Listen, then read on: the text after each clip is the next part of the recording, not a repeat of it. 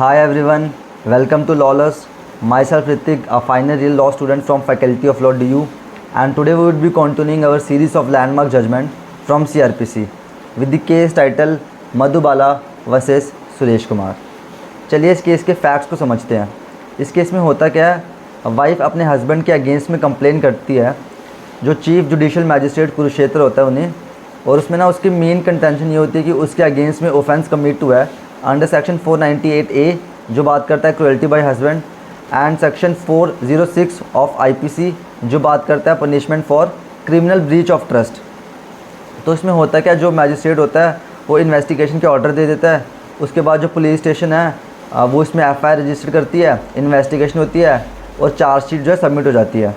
और लेकिन जो मैजिस्ट्रेट क्या करता है वो कॉग्निजेंस तो लेता है, बट सिर्फ जो ऑफेंस 406 में कमिट हुआ है उसका कॉग्निजेंस लेता है, और जो ऑफेंस 498A में ऑफ IPC में कमिट हुआ है उसका कॉग्निजेंस लेने से मना कर देता है, इस ग्राउंड पे कि ये मैटर जो है ये करनाल के डिस्ट्रिक्ट में कमिट हुआ है, तो इसीलिए जो करनाल का मैजिस्ट्रेट होगा उस जुरिडिक्शन का वही इसमें कॉग्निजेंस लेगा। तो सेम फिर प्रोसीजर फॉलो होता है कि करनाल के मैजिस्ट्रेट के पास कंप्लेन जाती है और वो सेम प्रोसीजर फॉलो होता है जिसमें FIR रजिस्टर्ड होती है।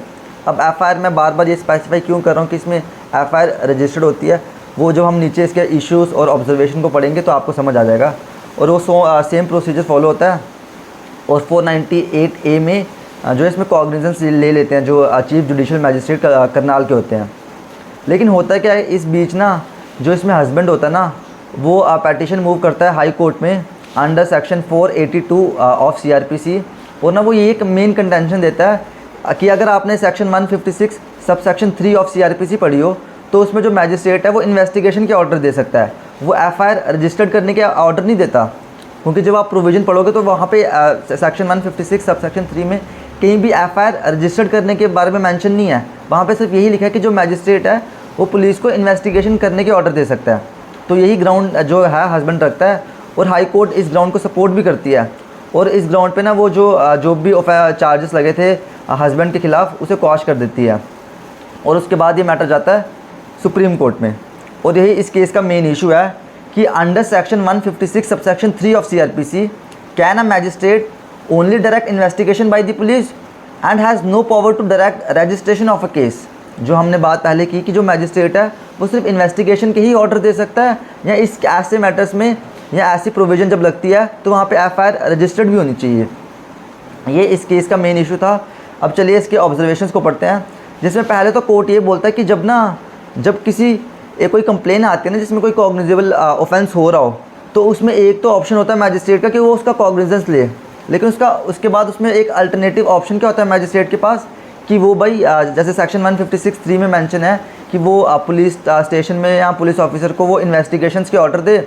उसके बाद जो इसमें सेक्शन 156 सब सेक्शन 1 के अंडर इन्वेस्टिगेशन हो, उसके बाद वो अपनी पुलिस रिपोर्ट बनाए और सेक्शन 173 सब सेक्शन 2 में वो मैजिस्ट्रेट को दें, और मैजिस्ट्रेट सेक्शन 190 में उसमें कॉग्निजेंस ले। लेकिन जो इसमें इन केसेस में जो मैंने आपको बताया कि अल्टरनेटिव जो ऑप्शन है, इन केसेस में जो कॉग्निजेंस लिया जाएगा ना वो under section 190 sub section 1 clause B के अंडर लिया जाएगा, जो बात करता है cognizance from police report not through the complain. आप समझ रहे हैं? इसको समझने की कोशिश करिए कि जब एक मैजिस्ट्रेट के पास एक कोई कंप्लेन आई है और उसमें मैजिस्ट्रेट क्या कर रहा है कि ना पुलिस को बोल रहा है कि इसमें इन्वेस्टिगेशन करिए, पुलिस इसमें इन्वेस्टिगेशन कर रही है और वो फिर अपनी पुलिस रिपोर्ट सबमिट कर रही है। तो इन केस में ना जो कॉग्निजेंस लिया जा रहा है वो पुलिस रिपोर्ट पे लिया जा रहा है कॉग्निजेंस, जो कंप्लेन है उस पर कॉग्निजेंस नहीं ले रही जो मैजिस्ट्रेट है। तो इसीलिए यहाँ पे जो कॉग्निजेंस लिया जा रहा है वो under section 190 sub section 1 clause B में लिया जा रहा है, ना कि section 190 sub section 1 clause A में।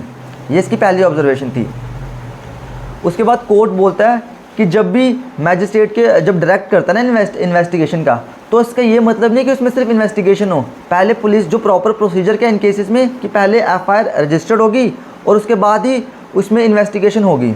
और यही इस ऑब्जर्वेशन में लिखा गया, जैसे यहाँ पे लिखा है whenever magistrate directs an investigation on a complaint the police has to register case register cognizable case on that complaint treating the same as the FIR।